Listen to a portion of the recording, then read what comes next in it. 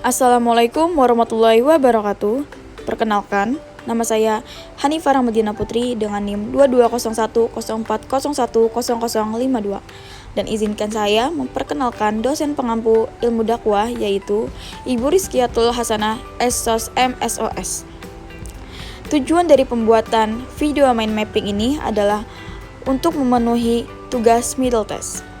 Selanjutnya, saya akan memperkenalkan apa saja isi dari video mind mapping ini. Yang pertama, ada tinjauan umum tentang ilmu dakwah, ada objek studi ilmu dakwah, ada konsepsi dan posisi dasar hukum, fungsi dan tujuan ilmu dakwah, dan ada proses dan unsur-unsur dakwah. Baik, kita akan masuk ke pembahasan yang pertama. Di pembahasan pertama ini ada pengertian dakwah. Menurut terminologi yang diungkapkan oleh para ahli dakwah dapat dikatakan sebagai suatu proses yang aktif, persuasif, dan komprehensif. Salahuddin Sanusi, dakwah adalah usaha mengubah keadaan yang negatif kepada yang positif, memperjuangkan yang ma'ruf atas yang mungkar, memenangkan yang hak atas yang batil. Dan ada menurut Bambang S. Ma'arif, dakwah merupakan suatu aktivitas untuk mengajak orang kepada ajaran Islam yang dilakukan secara damai, lembut, konsisten, dan penuh komitmen. Dan ada etismologi. Secara etismologis, kata dakwah berasal dari kata bahasa Arab da'a ya'da'u, da'watu, yang berarti menyeru, memanggil, mengajak, mengundang, dan doa. Ismail R. Al-Faruqi dalam Wahidin Saputra mengemukakan hakikat dakwah. Hakikat dakwah terbagi menjadi 3, ada universalisme, rasional, dan kebebasan. Universalisme, dakwah universal artinya mengajak untuk melakukan kebaikan itu milik semua orang. Rasional, dakwah rasional dalam dakwah artinya suatu ajakan untuk berpikir, berdebat, dan berargumen, dan untuk menilai suatu kasus yang muncul. Dan ada kebebasan, dakwah secara bebas bisa dikatakan menyampaikan suatu ajaran Islam dengan halus, lembut, dan tidak bersifat memaksa pada setiap individu. Baik, dengan demikian, dakwah dapat diartikan sebagai aktivitas yang dilakukan oleh seseorang dalam mengajak atau menyeru orang lain kepada kebaikan dan mencegah kemungkaran agar selamat dan bahagia di dunia dan di akhirat. Dakwah menjadikan manusia untuk kembali kepada fitrahnya, yaitu sifat manusia sejak lahir. Tentunya, dakwah tidak pernah memaksakan penilaian orang lain untuk kebenarannya. Pembahasan selanjutnya yaitu ada fenomena dakwah. Menurut Rasulullah, ulama, sahabat, dan umat, Rasulullah berdakwah berhijrah dari Makkah ke Madinah. Ulama, terbentuknya ulama sebagai dari penerus sahabat Rasulullah. Sahabat meneruskan ajaran dakwah yang didapat dari Rasulullah. Umat, siapa saja dapat berdakwah asalkan memiliki pengetahuan agama yang baik dan benar. Dakwah membuat Islam tersebar luas dan Islam menjadikan dakwah sebagai tuntunan ajarannya. Sehingga ada 2 hal yang penting dalam substansi. 1. Pedoman standar kebenaran, adanya kebenaran. 2. Pedoman standar etika, adanya keterbukaan. Yang pertama tadi ada pedoman standar kebenaran. Adanya kebenaran yaitu pesan-pesan nilai hidup dan kehidupan yang selayaknya dimengerti dan diterima serta dijadikan dasar kehidupan oleh segenap manusia. Yang kedua tadi ada pedoman standar etika. Adanya keterbukaan, yaitu proses penyerah terimaan dan pengamalan pesan antara da'i dan mad'u hendaknya terjadi secara manusiawi berdasarkan atas rasionalitas. Tinjauan semantik dakwah. Penelusuran mana dakwah yang diambilkan dari Al-Quran pada dasarnya merupakan cara kajian semantik. Selain itu, penelusuran juga menunjukkan bahwa masing-masing makna yang disebutkan membutuhkan objek dan sasaran dakwah. Sebagai suatu kesatuan dalam perkembangannya, dakwah memiliki 3 komponen, yaitu pelaku dakwah, pendakwah, mitra dakwah, sasaran dakwah, dan pesan dakwah. Ketiga komponen ini sangat berkaitan satu sama lain, sehingga tidak mungkin dapat dihapuskan salah satunya. Dalam buku Ilmu Dakwah karya Prof. Dr. Moh Ali Aziz MAG menyebutkan bahwa ada sekiranya 10 macam makna dakwah dalam Al-Quran. Ke-10 makna itu ialah dakwah semakna dengan menyeru atau mengajak, doa, mendakwa, atau menganggap tidak baik mengadu, memanggil atau panggilan, meminta, mengundang, malaikat Israfil sebagai penyeru, panggilan nama atas gelar, serta anak angkat. Definisi dakwah menurut beberapa ahli. Yang pertama ada Syekh Al-Mahfud. Dalam kitabnya, Hidayatul Maridi mengatakan dakwah adalah mendorong manusia untuk berbuat kebaikan dan mengikuti petunjuk agama, menyeru mereka pada kebaikan dan mencegah mereka dari perbuatan munkar agar mereka memperoleh kebahagiaan dunia akhirat. Syekh Ali Mahfud Khadijah Nasution 1970. Yang kedua ada HSM Nasaruddin Latif. Dalam bukunya Teori dan Praktek Dakwah Islamiyah mendefinisikan dakwah Islamiyah sebagai setiap aktivitas dengan lisan dan tulisan yang bersifat menyeru, mengajak, memanggil manusia lainnya untuk beriman dan mentaati Allah SWT sesuai dengan garis-garis akidah dan syariat serta akhlak Islamiyah. HSM Nasaruddin Latif TT. Yang ketiga ada Prof. Dr. Haji Abu Bakar Adjeh. Dalam bukunya beberapa catatan mengenai dakwah Islam mengatakan dakwah adalah seruan kepada semua manusia untuk kembali dan hidup sepanjang ajaran Allah yang benar dilakukan. Yang keempat ada Prof. Toha Yahya Omar MA mengatakan bahwa dakwah adalah mengajak manusia dengan cara bijaksana kepada jalan yang benar sesuai dengan perintah Tuhan untuk kemaslahatan dan kebahagiaan mereka dunia dan akhirat. Toha Yahya Omar 19761. Dr. Andes Haji Masdar Helmi. Dr. Andes Haji Masdar Helmi mengatakan bahwa dakwah adalah mengajak dan menggerakkan manusia agar mentaati ajaran-ajaran Allah, Islam, termasuk amar ma'ruf nahi munkar untuk memperoleh kebahagiaan di dunia dan di akhirat.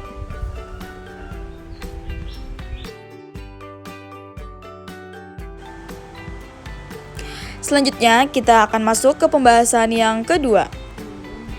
Di dalam pembahasan yang kedua terdapat landasan ilmu dakwah. Di dalam landasan ilmu dakwah terdapat 2 surah. Yang pertama ada Ali Imran 104 dan An-Nahl 125. Ali Imran 104 yang artinya, dan hendaklah di antara kamu ada segolongan orang yang menyeru kepada kebajikan, menyuruh berbuat yang ma'ruf dan mencegah dari yang mungkar. Dan mereka itulah orang-orang yang beruntung. Dan ada surah An-Nahl 125. Artinya, serulah manusia kepada jalan Tuhanmu dengan hikmah dan pelajaran yang baik dan bantahlah mereka dengan cara yang baik. Sesungguhnya Tuhanmu dialah yang lebih mengetahui tentang siapa yang tersesat dari jalannya dan dialah yang lebih mengetahui orang-orang yang mendapat petunjuk.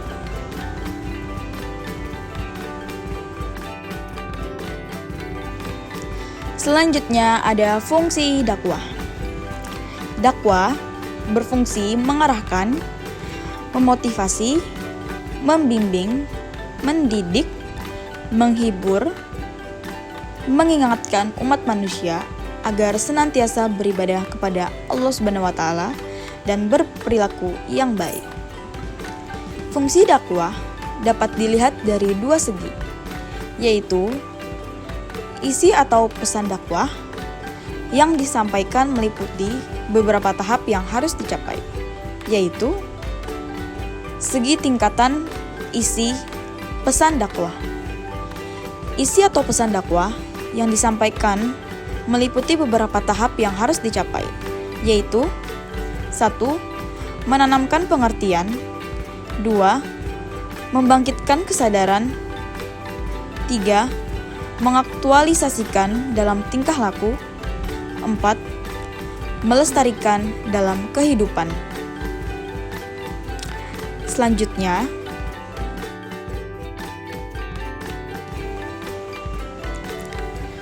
untuk melestarikan ajaran Islam dalam kehidupan manusia, dakwah memperhatikan segi-segi. Yang pertama, ada preventif. Apa itu preventif? Preventif adalah usaha pencegahan sebelum timbulnya penyimpangan dari norma agama dengan berusaha mencari pangkal, penyebabnya, dan cara mengatasinya. Yang kedua, edukatif. Apa sih edukatif itu? Edukatif adalah mendidik, membina, dan memperbaiki masyarakat dengan menanamkan nilai-nilai ajaran Islam. Yang terakhir ada rehabilitatif. Apa rehabilitatif itu? Rehabilitatif itu adalah memperbaiki kembali kerusakan-kerusakan yang terjadi dalam masyarakat berupa penyelewangan, pelanggaran susila, dan kemungkaran-kemungkaran lainnya, kemudian diarahkan kembali kepada jalan yang diridhoi oleh Allah Subhanahu wa Ta'ala.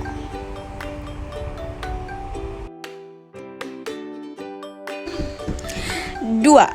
Segi misi perubahan masyarakat. M. Syafaat Habib memberikan penjelasan tentang fungsi dakwah sebagai agen perubahan masyarakat sebagai berikut. Yang pertama, dari segi praktisnya. Yang kedua, dari segi natur atau keadaan manusia sendiri. Yang ketiga, dari segi peranannya sebagai pembaharu masyarakat. Yang keempat, dari segi kehidupan manusia dan tujuan hidupnya. Yang kelima, dari segi diri manusia, terutama dari segi psikisnya. Yang keenam, dari segi keinginan manusia yang selalu berkembang. Yang ketujuh, dari segi perlunya manusia berhubungan dengan Allah Subhanahu wa Ta'ala.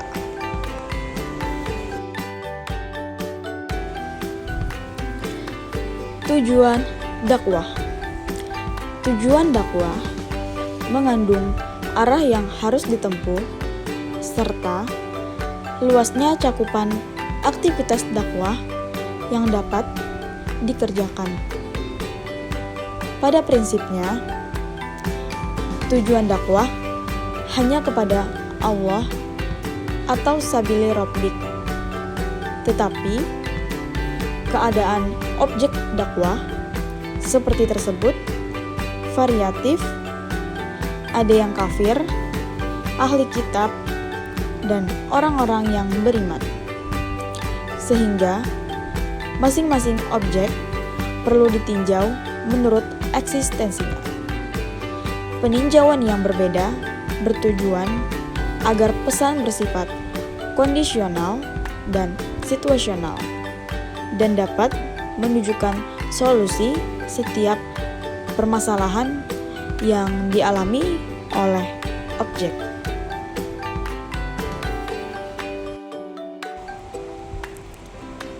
Selanjutnya juga ada tujuan dakwah. Tujuan dakwah terbagi menjadi 3. Ada tujuan dakwah kepada orang kafir, tujuan dakwah kepada ahli kitab, tujuan dakwah kepada orang beriman. Yang pertama, ada tujuan dakwah kepada orang kafir. Orang kafir adalah orang yang mendustakan Allah dan Rasul-Rasulnya sekaligus ajaran-ajarannya. Penyampaian dakwah secara intensif bertujuan agar mereka beriman kepada Tuhan dan sadar akan kedudukan dan fungsi dirinya sebagai hamba Allah. Yang kedua, tujuan dakwah kepada ahli kitab. Tujuannya agar mereka sadar dan mengakui kebenaran segala yang diturunkan Allah kepadanya. Yang ketiga atau yang terakhir, ada tujuan dakwah kepada orang-orang yang beriman. Apa sih tujuan dakwah kepada orang yang beriman itu? Pelaksanaan dakwah kepada orang beriman bertujuan agar mereka intensif melaksanakan amal soleh sebagai bukti ketaatan kepada Allah Subhanahu wa Ta'ala. Proses dakwah. Proses kegiatan dakwah adalah upaya pelaksanaan dakwah yang dilakukan dai dengan melakukan beberapa tahap yang dalam hal ini bisa dengan menggunakan lisan. Secara umum, proses dakwah merupakan perjalanan yang dilakukan dai sebagai subjek dakwah. Kegiatan dakwah umumnya bisa dikatakan berhasil apabila penyampaian informasi yang dilakukan memang dapat diserap dan juga diterima oleh masyarakat dengan baik, di mana sikap keyakinan tersebut dapat disampaikan melalui perintah Allah Subhanahu wa Ta'ala.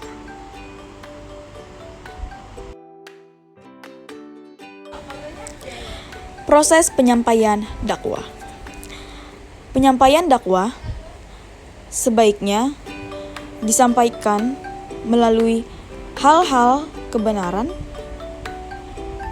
dan juga sikap optimis yang harus ditunjukkan kepada lingkungan. Hal ini akan berkaitan erat dengan yang namanya proses komunikasi, di mana dalam proses tersebut dapat dijelaskan dengan sebuah tahapan dan juga berbagai hal yang harus dijelaskan. Di antaranya, penerimaan stimulus informasi, penyimpanan sebuah informasi, pengolahan dari sebuah informasi, menghasilkan kembali di dalam suatu informasi. Dalam tinjauan psikologi dakwah, ada 3 faktor penting yang sangat menentukan keberhasilan dakwah, yaitu komunikator, communication, dan audience. Proses penerimaan dakwah. Proses bagaimana mad'u menerima informasi, mengolahnya, menyimpan, dan menghasilkan informasi dalam psikologi komunikasi disebut sebagai sistem komunikasi intrapersonal. Proses ini meliputi 4 aspek. Yang pertama ada sensasi. Dalam psikologi komunikasi dijelaskan bahwa sensasi adalah proses menangkap stimuli rangsang. Yang kedua, persepsi. Dalam penyampaian dakwah di masyarakat, tentunya ada beberapa hal yang dapat menarik perhatian masyarakat untuk dapat menerima suatu dakwah tersebut, antara lain prinsip gerakan, prinsip kontras, dan prinsip kebaruan. Yang ketiga ada memori. Jadi apa yang ditangkap panca indera sensasi kemudian diubah menjadi informasi, persepsi, selanjutnya disimpan di dalam memori ingatan. Dengan demikian, memori adalah suatu sistem yang sangat berstruktur yang menyebabkan organisme sanggup merekam fakta tentang dunia. Yang terakhir ada berpikir. Dalam berpikir, seseorang melibatkan sensasi, persepsi, dan memori sekaligus dalam kehidupan. Berpikir diperlukan untuk memecahkan persoalan dan mengambil keputusan dan untuk menanyakan sesuatu yang baru. Unsur-unsur dakwah. Dai atau pelaku dakwah, orang yang melaksanakan dakwah, baik lisan maupun tulisan. Mad'u, penerima dakwah, manusia yang menjadi sasaran dakwah. Madah atau materi dakwah, isi pesan atau materi yang akan disampaikan. Wasilah, media dakwah, alat yang digunakan untuk menyampaikan materi dakwah kepada mad'u. Thoriqah atau metode dakwah,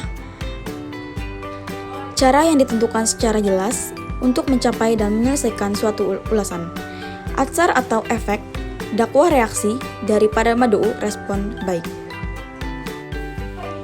Pembahasan yang terakhir atau objek studi ilmu dakwah. Yang pertama, objek material. Objek material ilmu dakwah adalah bentuk-bentuk penyampaian suatu message atau pesan yang berupa ide, ideologi, ajaran agama, dan sebagainya dari seorang kepada orang atau kelompok lain. Dari segi objek material ini, dakwah bisa sama dengan ilmu-ilmu yang lain, ilmu komunikasi atau publicistik umpamanya. Akan tetapi yang membedakan ilmu dakwah dengan ilmu yang lainnya adalah objek formalnya. Objek formal ilmu dakwah atau segi khusus yang dibahas dari keumuman objek material tersebut adalah bentuk-bentuk penyampaian suatu ajaran Islam dari seseorang atau kelompok yang lain. Lebih lanjut, objek formal ilmu dakwah ini akan berkaitan erat dengan persoalan mengenai materi dakwah, bentuk-bentuk sasaran dakwah, cara-cara atau metode-metode penyampaiannya, efek penyampaian ajaran Islam tersebut pada sikap dan tingkah laku individu atau masyarakat yang menerima dakwah. Oleh karena itu, secara garis besarnya, ruang lingkup pembahasan ilmu dakwah adalah 1. Bentuk-bentuk penyampaian ajaran Islam dari seseorang atau kelompok kepada seseorang atau kelompok yang lain. 2. Cara-cara penyampaian ajaran Islam tersebut yang menyangkut pendekatan, metodenya maupun medianya. Efek atau pengaruh penyampaian ajaran Islam tersebut terhadap sikap dan tingkah laku individu dan masyarakat yang menerimanya.